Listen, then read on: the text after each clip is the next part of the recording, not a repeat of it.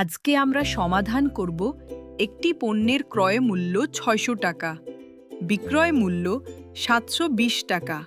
এখানে লাভ ও শতকরা লাভ বের করতে হবে।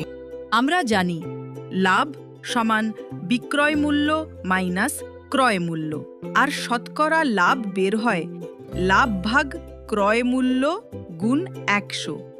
এখানে লাভ হলো ৭২০ টাকা থেকে ৬০০ টাকা বাদ দিলে ইকুয়াল টু ১২০ টাকা।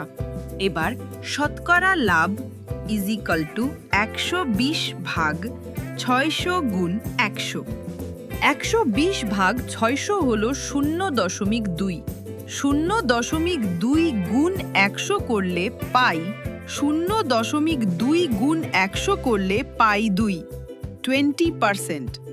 অবশেষে আমরা পাই লাভ হলো ১২০ টাকা এবং শতকরা লাভ হলো ২০%।